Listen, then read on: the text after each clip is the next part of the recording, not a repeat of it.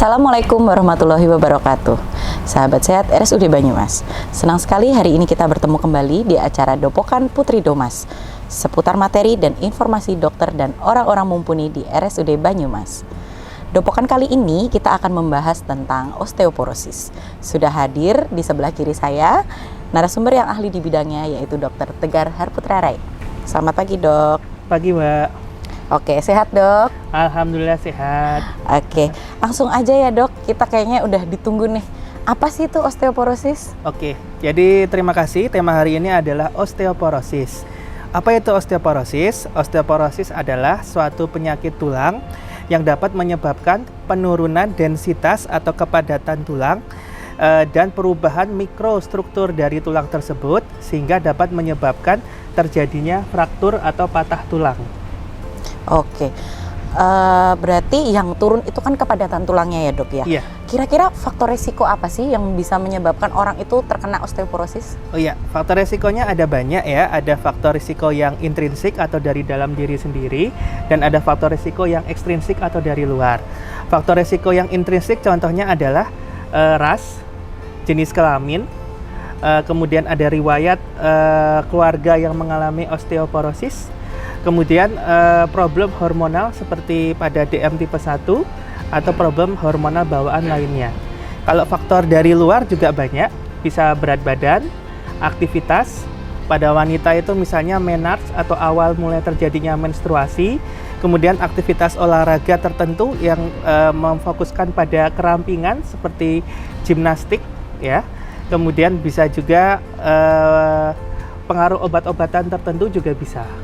Oke, jadi ternyata faktor risiko osteoporosis itu banyak banget ya, Dok? Banyak sekali, iya. Oke, berarti kalau dari jenisnya sendiri nih, Dok, Oh, iya. jenis osteoporosis tuh apa aja? Kan kita taunya cuma ya udah OA aja gitu. Iya. Jenisnya apa aja tuh, Dok? Untuk osteoporosis sendiri ada dua jenis ya. Jadi osteoporosis yang primer atau osteoporosis yang disebabkan oleh dari dirinya sendiri. Itu biasanya disebabkan karena pada wanita, misalnya pada wanita postmenopause, sehingga terjadi penurunan hormon estrogen yang dapat menyebabkan terjadinya pengkeroposan tulang karena meningkatnya penghancuran tulang di dalam tulang dan menurunnya reabsorpsi kalsium di badan. Kemudian dapat juga primer itu bisa daripada anak-anak dengan gangguan idiopatik, misalnya tadi pada pasien dengan insulin tipe 1, di mana terjadinya penurunan hormon insulin yang dapat menyebabkan terjadinya osteoporosis dini. Kemudian faktor penyebab dari luar atau osteoporosis sekunder bisa disebabkan berbagai hal, bisa karena pengobatan steroid dalam jangka panjang, kortikosteroid yang dapat menyebabkan tulang keropos, atau bisa juga karena obat-obat tertentu yang dapat mempengaruhi hormon pertumbuhan atau hormon tiroksin, atau penyakit infeksi gondok atau tiroid itu juga dapat menyebabkan terjadinya osteoporosis dini, atau mungkin dari aktivitas gimnastik tadi, olahraga, atau olahraga dan gaya hidup yang jelek. Oke, dengan faktor risiko dan jenis yang begitu banyak, tentu manifestasi dari si osteoporosis itu kan gejalanya pasti beda-beda ya. Gejala umumnya nih apa nih, Dok?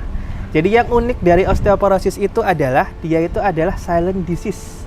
Kenapa saya bilang silent disease? Karena untuk gejalanya itu sebenarnya tidak terlalu kelihatan. Ada 4 gejala yang mengkarakteristikkan terjadinya osteoporosis. Yang pertama, penurunan tinggi badan. Yang kedua, postur membungkuk. Yang ketiga, kadang-kadang disertai nyeri punggung. Yang keempat, kelainan sendi atau kelainan nyeri-nyeri sendi yang lain. Nah, kenapa saya bilang nyeri punggung? Karena biasanya osteoporosis itu mulai terjadinya porotik itu di 3 titik. Bisa dari tulang belakang atau vertebra, bisa dari femur, ataupun dari pelvis juga bisa. Jadi yang sering-sering terjadi di situ dulu, sehingga nyeri-nyeri yang berhubungan dengan 3 area tadi bisa kita curigai untuk terjadinya osteoporosis. Oke. Yang dicurigai terjadinya osteoporosis adalah di tulang belakang, ya, lutut, sama pinggang, sama betul? pinggul. Oh ya, panggul. Oke. Terus berikutnya, osteoporosis ini adalah silent disease. Tapi bisa nggak sih kita mencegah itu, Dok? Bisa. Ada beberapa faktor yang dapat kita gunakan ya untuk memperbaiki atau mencegah terjadinya osteoporotik.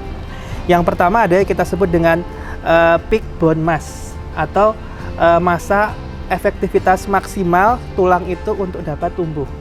Jadi pada manusia, pertumbuhan tulang atau kepadatan tulang itu mencapai puncaknya pada akhir dekade kedua atau pada usia maksimal 30 tahun.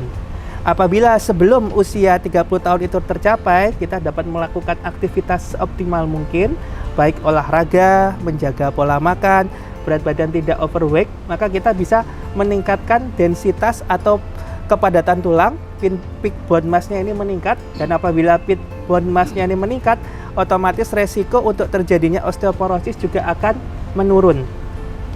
Yang kedua, untuk pencegahannya bisa namanya proper body mechanic, yaitu melakukan aktivitas, melakukan kegiatan. Yang harus dihindari adalah gerakan seperti membungkuk, kemudian gerakan menghentak secara tiba-tiba, kemudian gerakan memutar atau torsi anggota badan. Nah, 3 aktivitas ini yang perlu dikurangi, terutama pada orang-orang yang sudah berusia paruh baya. Oke, berarti ini kan banyak banget ya yang bisa dilakukan ya dok. Kalau dari yang pernah saya baca nih, ada tuh exercise yang bisa mencegah osteoporosis. Jadi penting nggak sih exercise itu pada kasus osteoporosis ini? Penting sekali. Jadi kalau untuk exercise itu ada, kita kategorikan menjadi 2 jenis ya. Ada exercise untuk pasien yang curiga osteoporosis. Yang dimaksud curiga osteoporosis ini adalah dia terdapat 1 atau lebih faktor risiko untuk terjadinya osteoporosis, seperti usia di atas menopause pada wanita, usia di atas 50 tahun pada laki-laki, ataupun obesitas dan sebagainya. Nah, apabila kita curiga gini, nanti exercise-nya berbeda dengan pada pasien yang sudah mengalami osteoporosis sendiri, yang sudah definitif. Cara mendiagnosa pastinya adalah gold standarnya dengan pemeriksaan BMD atau bone marrow density. Itu bisa berkunjung ke radiologi atau radiografi. Nanti dari foto ronsennya bisa kelihatan nanti kepadatan tulangnya seperti apa. Kemudian kembali lagi ke exercise untuk pada pasien dengan curiga osteoporosis. Nanti untuk latihannya itu ada 2 jenis. Yang pertama latihan aerobik pembebanan, dan yang kedua ada latihan ketahanan atau latihan dengan beban. Ya. Nah, untuk latihan aerobik itu sendiri ya, kita biasanya di rehab kita memakai namanya FITT, frekuensi, intensitas, tipe, dan time atau waktu. Untuk frekuensinya sendiri, latihan aerobik bisa dilakukan 3 hingga 5 kali dalam seminggu ya, dengan durasi kurang lebih bisa dimulai dari 10 sampai 15 menit terlebih dahulu. Kemudian untuk intensitasnya adalah bisa sedang ke berat, tergantung kondisi dari pasien tersebut. Kemudian untuk frekuensi, intensitas, time-nya sekitar 15 sampai 20 menit, maksimal 30 menit. Kemudian tipenya itu kalau untuk latihan aerobik bisa jalan-jalan santai atau intermittent jogging. Intermittent jogging maksudnya adalah pertama jogging ringan, kemudian tiba-tiba jogging cepat, kemudian jogging ringan lagi, kemudian jogging cepat lagi. Untuk latihan pembebanan sendiri kita bisa mulai dengan beban barbel ya. Yang paling gampang di rumah itu adalah bisa dari pakai air mineral botolan atau air mineral gelas. Untuk yang suspek osteoporosis, pembebanan bisa kita lakukan maksimal sesuai dengan beban yang bisa dilatih ke pasien tersebut. Nanti ada teknik pengukurannya sendiri untuk pembebanan ya. Untuk dengan durasinya adalah seminggu 3 kali, dengan kita targetkan otot-otot besar seperti bicep atau tricep dengan latihan pengulangannya sekitar 6 sampai 8 kali. Untuk otot-otot bawah, latihan pembebanannya cara yang paling simpel adalah dengan latihan naik turun tangga. Adalah salah satu contoh latihan simpel untuk pasien dengan curiga osteoporosis. Nah, bedanya pada pasien dengan osteoporosis ada di intensitasnya.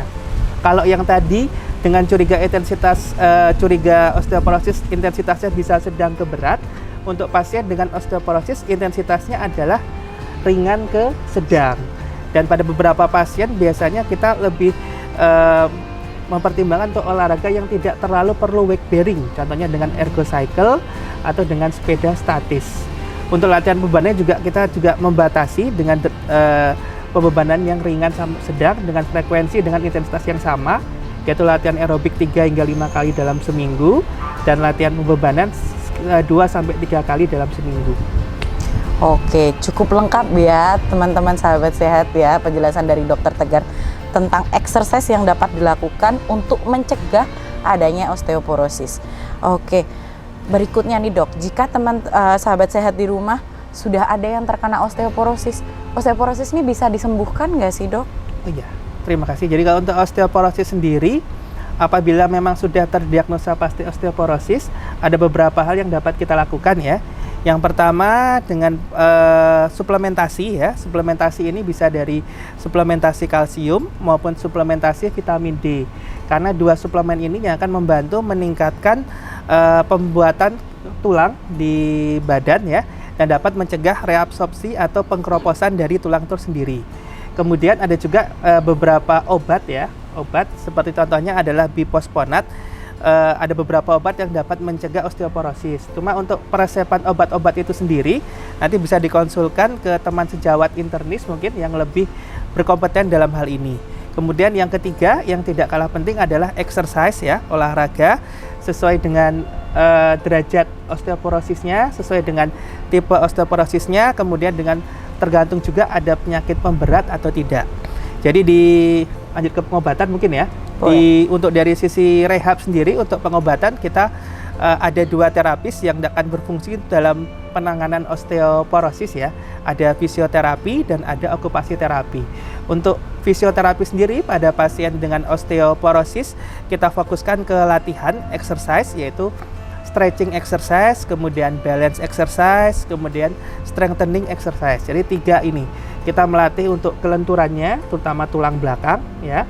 Kemudian kita latih juga keseimbangan, karena pada beberapa pasien osteoporosis juga terjadi yang namanya gangguan keseimbangan. Kemudian yang terakhir kita latih untuk penguatan otot baik ekstremitas atas maupun bawah. Kemudian yang kedua yang berperan penting juga adalah okupasi terapi atau latihan yang berhubungan dengan aktivitas harian atau active daily living. Jadi okupasi terapi ini akan mengajarkan pasien namanya konservasi energi. Jadi bagaimana caranya dengan energi yang sedikit bisa melakukan aktivitas harian seoptimal mungkin. Jadi kita lebih ke arah ke efisiensi energi. Kemudian apabila yang ketiga, bila perlu kalau memang ada masalah di tulang dan sebagainya, kita bisa menggunakan alat bantu di ortotik prostetik. Bisa berupa arm sling atau knee brace atau korset untuk tulang belakang. Oke, berarti pengobatan untuk osteoporosis sendiri ini melibatkan banyak profesi ya Dok ya?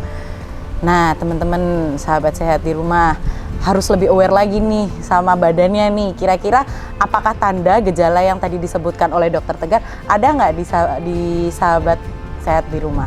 Terima kasih kepada sahabat sehat RSUD Banyumas yang telah mengikuti Dopokan Putri Domas kali ini. Mari selalu ikuti acara ini di lain waktu dan dengan narasumber dan materi yang berbeda.